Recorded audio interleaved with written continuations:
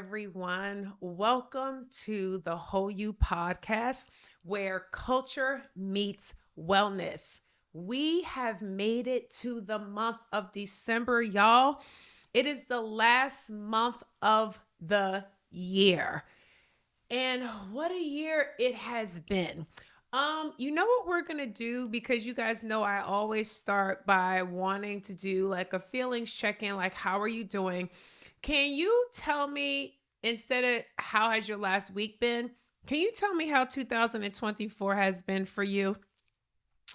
Y'all don't even want to know, child. Oh, Jesus. This year, I do not think in my 47 and 3 weeks, about to be 48 years of life, I do not think that I have had a year as complex as 2024.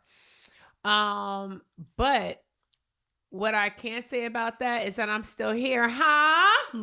Praise him. I'm still smiling. I still have joy. Child, listen. So we're gonna be okay. But how was your year? Let me know how 2024 was for you. If you could choose three words to describe your 2024, what would those three words be? And drop it in the comments section so that I can see. And I will actually post my three words as well. Well, I'm not going to cuss. So, no, I'm just joking. I'm going to put my three words in there as well. Okay. But I want to welcome you to the month of December, and it's our holiday season. You know, as far as I'm concerned, the holiday season starts right after Halloween. After all that candy getting from strangers, I'm already in the holidays, like top of November. And so we've all done Thanksgiving, which I hope that your Thanksgiving was amazing. And so now we're hearing all of the Christmas music and hoping for snow and trying to figure out what we're going to get people for gifts. And so it's this season, right, where we are celebratory as we close out the year. But one of the things that I think that all of you all, I'm sure, are familiar with is something that in the clinical world is called holiday blues. And it's a phrase that is used to describe what some people feel during the holiday season. For everyone, this is not always a season of joy. For everyone, it's not always a season of love and laughter and family, depending on the circumstances that they find themselves in, depending on the dynamics of their families, also depending on whether people that they loved who were a part of this season are no longer here in the earth. And so, for a lot of people, actual stopping of the grind, bringing up things around family can be difficult. And so, one of the things that can happen with that is people sometimes feeling so down, feeling so sad, and sometimes feeling this word called hopeless, that thoughts of what we call suicidal ideation, ideas, thoughts about kind of just not even being here, can move on the minds of people in this season. And what's interesting is that not only does it happen in this season, but for some people, it can actually grip them in various seasons throughout the year. And so, the culture code that we're going to talk about today is what happens to us when we don't spend the time to really comb through and steward the very real emotions that we can feel as human beings that lead us to those types of thoughts. So, I don't know if you guys know, it makes me think of people in culture who have committed suicide. I think about Anthony Bourdain. Y'all remember him from the Food Network. Kate Spade is another person in our culture who self-transition, which is the new term that's being used for committing suicide. I think about the comedian Robin Williams. I also really recently think about the gentleman named Twitch. Do y'all remember him? We're about to put him up on the screen. From the Ellen show. I believe he started out as like the DJ for the Ellen show. And what's so amazing about his story to me is I'm actually going to drop into this pod like a video of him dancing with his wife. Y'all see that?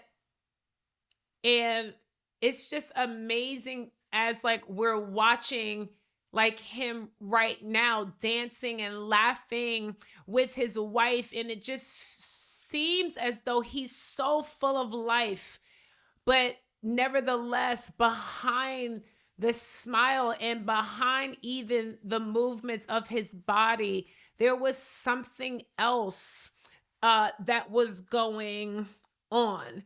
And so I do want to say to every single person that's watching this pod today that is in this holiday season and that could be feeling a plethora of different emotions, and some of them may not be positive. I want you to first hear me say what I'm about to say. This too shall pass. How you are feeling right now, the emotions that could be moving in your mind and your heart, what you could even almost be feeling in your physical body. I acknowledge that you're feeling that way right now, but I want you to know that you don't have to feel like that always. And that sometimes when we think about suicide, what happens is that we make a very long term decision based on short term thoughts or feelings. And I want you to know that even if it is dark for you right now, this too shall pass. I want to be the voice that cuts in to your thoughts because you're like, Dr. K has a pod. I love the whole you pod. It's been me and Dr. K all these Mondays. We rocking and rolling. And you had no idea that this was going to be what we were going to talk about today. But even if it's just for one person that's going to watch this, I want you to reconsider what you've been thinking about doing. I want to let you know that your life has value, that your life has meaning, that your life has purpose. And I don't want you to be your own God. I want you to allow God to be the one that dictates how many days you live on this earth. And I also want to say, for those that believe in God and even for those that may not, this is my appeal for you to consider believing in God so that you know that He has a purpose for your life. And that sometimes even the warfare, the struggle, the intrusive thoughts, the hopelessness is a hope that you will give up right before you walk into what could literally become the greatest season of your life. I don't want you to kill yourself. I don't want you to end your own life. I want you to sit in the fullness of what you are feeling, but do not allow those feelings to turn around and literally terrorize you into making a permanent decision for feelings and thoughts that I'm telling you are short term. This too shall pass.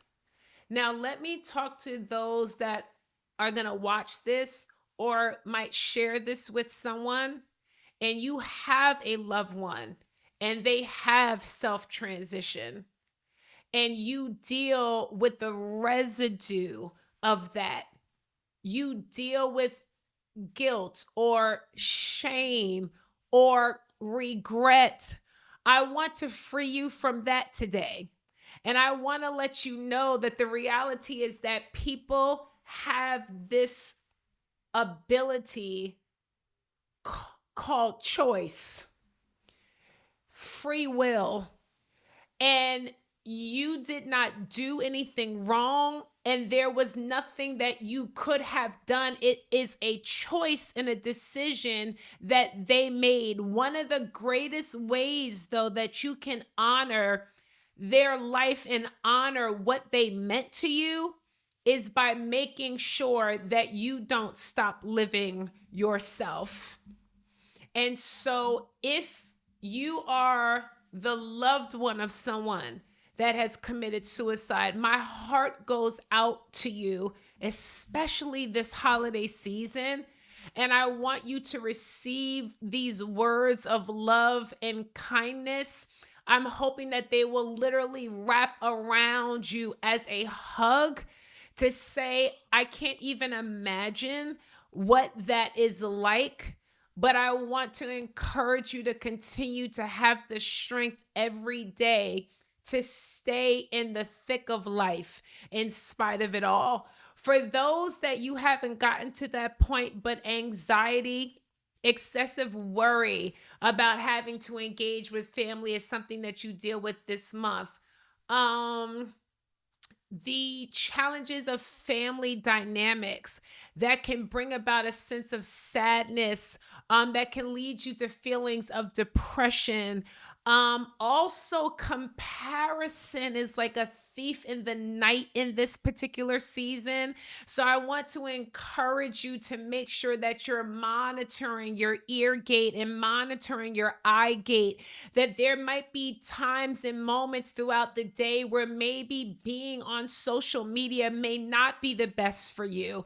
Because if watching other families, like literally laughing and being happy and joyful, it can definitely exasperate some of the feelings that if you need to take a break, I don't want you to beat yourself up so that you're guarding the thoughts that are coming into your mind. Let me say one other thing, and then we're going to transition out of this particular culture code, is that I want you to watch finding other things to numb what you're feeling right now, because we experience that, especially during this holiday season, where you have an uptick in people consuming alcohol, you have an uptick of people consuming drugs, you have an uptick of people doing sexual activity as a way to cope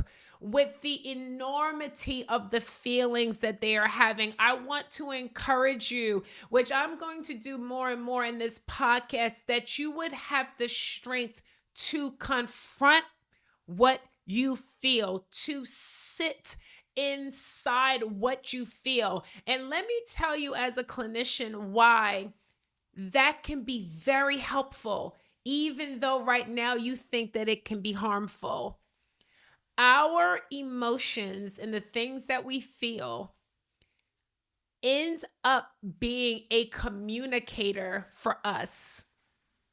When we take the time to think and look at and examine what we're feeling, there are things that our feelings are trying to show us about us, are trying to reveal to us about us, are trying to show us repeatedly, almost as red flags, because your emotions can become the red flag that you need to remind you this is not good for me. This is not healthy for me. This is not what's best for me. They are not good for me. They are not healthy for me. They are not what's best for me. And when you continue to try to escape out of the potency and the rawness of what you feel, it might make you think that you have relief, but that relief is momentary. It is only for a moment. And eventually you're going to have to face it again. And so in past episodes, we've talked about the fact that sometimes the only way to get to the other side, right? Remember, is to go through.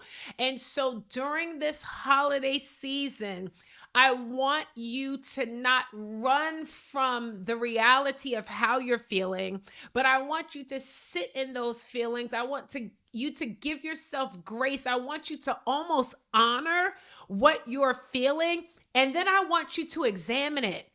I want you to talk to your feelings. I want you to put your feelings on trial so that you can begin to come to a healthy conclusion in the hopes that this time next year, even if you do possibly still feel some things, you won't feel them to this extent. Okay. So many people in culture struggle during this particular season. And what I'm grateful for is that here I'll be able to say, I'm rocking with you every single Monday of this month of December, this holiday month. I'm hoping that I will be able to be a source of encouragement, a source of support, a source of laughter, so that this can be just one slice of positivity that comes into your life in this month. So now we're going to play that music again, because that was heavy, and this can sometimes be a heavy month for people. But we're going to play this music right through here to get our vibe back. And what's so wild is that we're doing this right now. It's the same thing that you can do too. Right in your house, when you start to feel heavy, use music to shift it. If you get in your car and you start feeling heavy, listen, change that playlist. Music has the power to shift moods and to shift atmospheres, just like it just shifted ours. Look at that, right? All right, fam. So you know what we're doing next? We are doing Ask Dr. K, right? Ask Dr. K. And so this is the question for this episode. What's the difference between setting a boundary and building a wall? Good question. What's the difference between setting a boundary and building a wall? A boundary says not yet. A wall says never. A boundary says not now. A wall says at a later date. That's the difference between the two. A wall is something that is erected that usually we want to be permanent so that no one can get in. Now, the interesting thing that I often say to people about walls is that while you might erect them for the hope that people can't get in, that you have to be careful, because sometimes in erecting that wall, you will forget that now you can't get out. Mm-hmm. And one of the differences between the two is when you have a boundary, that is something that you can shift. That is something that you can move. It's something that you can alter. It's something that can be done by situation, right? And so it doesn't have to be so permanent. Guess what, fam? And to the person who asked this question, Walls are easier than boundaries. Mm. Walls are also cheaper than boundaries. A lot of times we were too lazy to build a boundary, so we built a wall. And now we're sitting behind that wall, which was a temporary fix. And now we're thinking maybe I should have put in the time to create a boundary. Because what happens is that when you do a wall, then you don't know whether that other person is standing on the other side of the wall, hoping that one day you yourself will tear the wall down. It also makes me think of people that will put up a wall, watch this, as a way to test the potency of the relationship, Mm-hmm. in the hopes that the other person will do everything in their power to tear the wall down so that you know how much they care about you, how much they ride for you, how loyal they are to you. Child, that is unhealthy. Not only is it unhealthy, it is deceitful. The other thing that it is manipulative. The other thing that it is controlling. The other thing that it is immature. You need to be mature enough to be able to take the time and put in the effort to set a boundary. But you want to know the other reason why that's a challenge, family? Is because boundary means we might have to have a conversation. Mm-hmm. With the wall, I don't gotta say I don't have anything. to say anything. This is so good. This is about hard conversations, which I want to let you know on the Whole You Pod. There is not a healthy relationship in the earth that has not gotten healthy without hard conversation. Hard conversation does not mean negative conversation. Hard conversation does not mean a fight or an argument.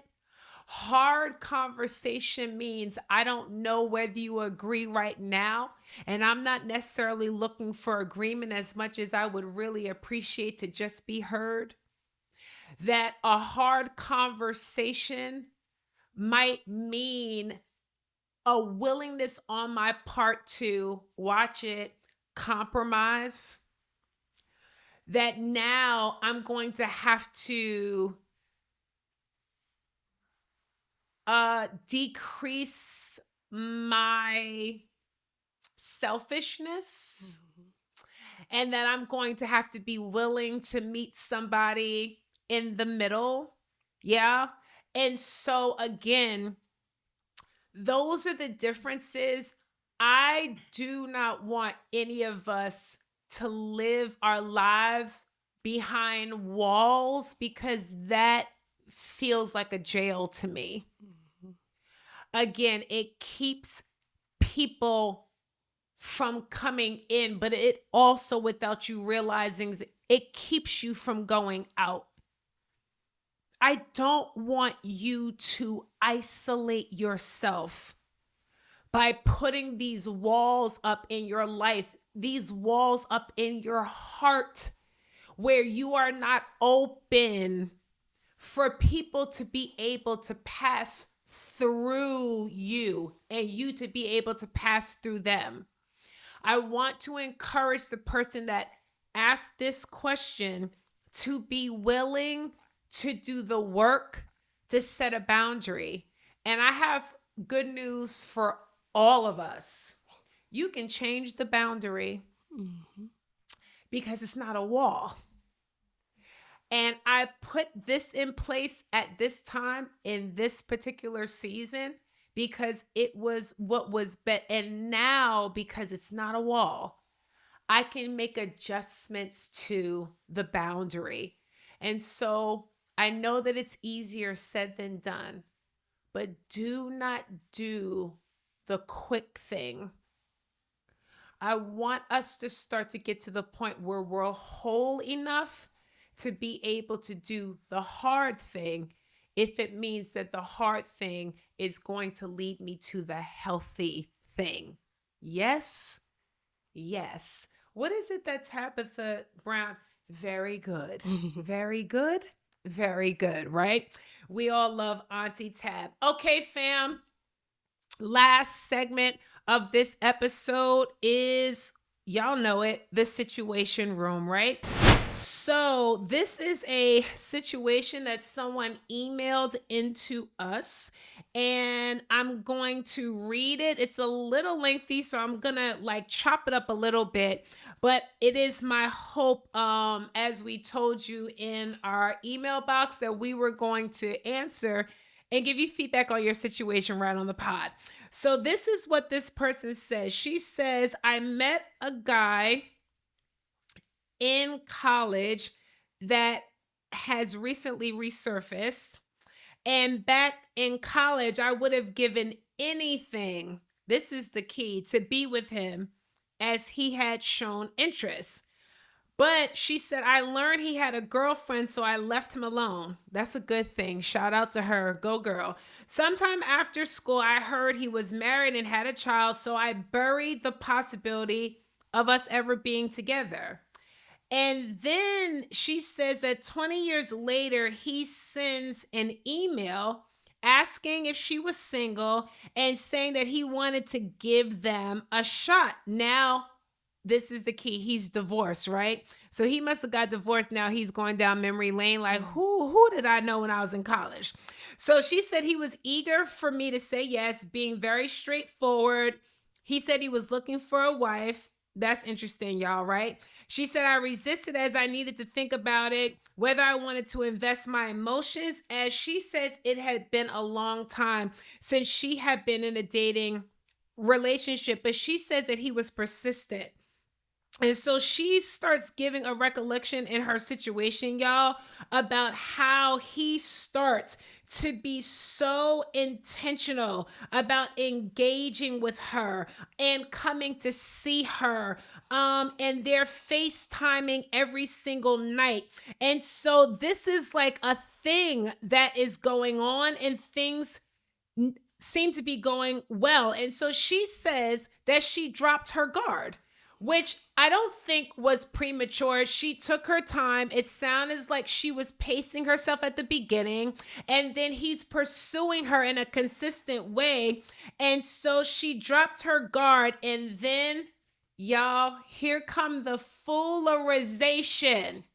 He asked her if she would strip for him on camera. Now, she said that she was like, oh, am I going to do it? Am I not going to do it? I'm not sure. And she just wasn't comfortable with doing it. I don't even think in her situation it was her being prude as much as I think she was using wisdom. Like, I don't know what you going to do with this video, right? Also, really, y'all, drop something in the comment section if you've ever, this for the women, if you've ever had a man, or actually it can go both ways, because I know, now that I think about it, I know men and women have asked, tell me if someone that you have been dating has asked you for a video, a picture, a something.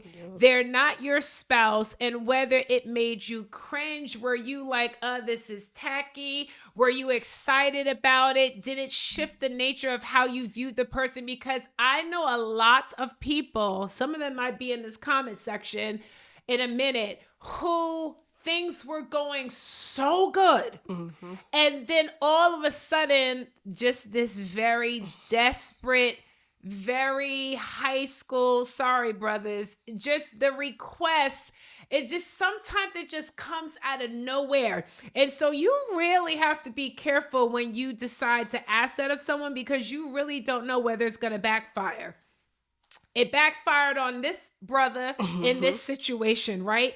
And so because she did not do it, she said he became upset, he became distant, And then she says that she started second guessing herself, thinking every woman does this for their man, so maybe I should have just went ahead and I should have did it. But family, she said I was uncomfortable, so I chose not to do it. First of all, let me cut in the middle of reading this and say kudos Mm-hmm. to you because you didn't feel comfortable. Right. I want to applaud you for having the courage to not do something that within yourself you just weren't comfortable with doing. Mm-hmm. I know him acting distant was upsetting for you, but at the end of the day, the fact that you chose yourself, especially you are not in a marriage situation, I want to applaud you for having the courage to not do something that in your gut you did not want to do. But y'all, listen, she said in the situation, they got over it. Wonderful. Amen, Jesus. She said, watch this, but from time to time, he would ask again. Then he would become upset and distant over. And so she said it became a cycle. Now, y'all, she can't find him. Iced her completely for her birthday. And she says, what happened? What did I do? Her last sentence, my emotions are eating at me. Please provide some perspective. Hey, listen to me. Okay? You didn't do anything wrong. You made a decision in one area that you didn't want to do something that you weren't comfortable with. This man did not like your choice. He stuck in there hoping that you would change your mind. You didn't, and clearly neither did he. What I think he should have done different is he could have closed out with you. So he could have said to you, I don't want to be in a relationship with someone if they're not willing to do this. I don't see sending me a video. I don't see that as a big deal. I don't want to be with a woman who's not okay with that. And so I think we need to close this out, find people that work for both of us. He could have said that. He didn't have the courage to do that. And so he made a decision. And with that decision, he did not articulate with you what his decision was. What I need you to do is to not be upset about that, to not allow yourself to have regrets about that. Because as I just phrased it, this means that you and this gentleman don't fit. Yeah. And now that he has disappeared, now you can allow yourself to heal from that past relationship, from the disappointment, because you were probably excited, especially because it was like, this is our second go around, because you had his eye on him before. So I can see where it was just like, man. But at the end of the day, you want someone who will respect and will not want you to do something that you're not comfortable doing. This man is not the man for you. But there is a man that will respect you, that will respect your preference, and also who will marry you so that then you can strip and send videos and do you understand what I'm saying? Bruh. Listen, I don't think that you have lost anything. What I believe that you have done, you want my perspective? My perspective is that now you should feel stronger in your womanhood, that no matter how deep the desire, I didn't betray myself. Yeah. That's so good. And so I applaud you for not acquiescing and not doing something for someone that you knew at your core you were not comfortable with. You will find someone that will care about you enough that your discomfort is their discomfort, and that they would never ask you to do anything that would make you feel any less than the amazing woman that you are. So bye. That's my bye. Mhm. Sorry to that man. Okay.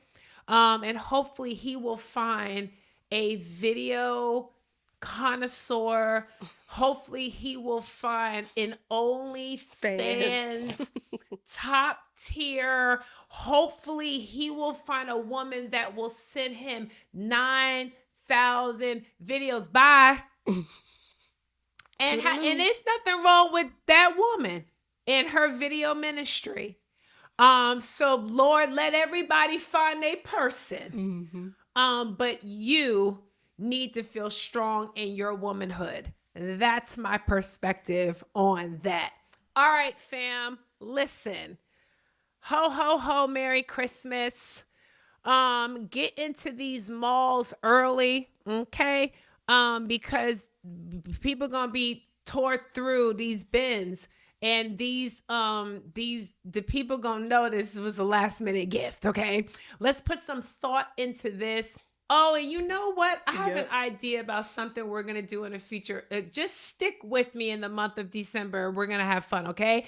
But you know what I'm about to say? Like this, share this. I don't know how you not subscribed. If you're not, go ahead and do that right now. Let somebody know about the Whole You Pod. Text the link to them and be like, hey, there's this new pod. I think it's fire. It talks about all things mental and emotional health, really how culture can meet wellness. So you guys are the bomb. I'm going to see you in the comments section, and we're going to make it through this holiday season.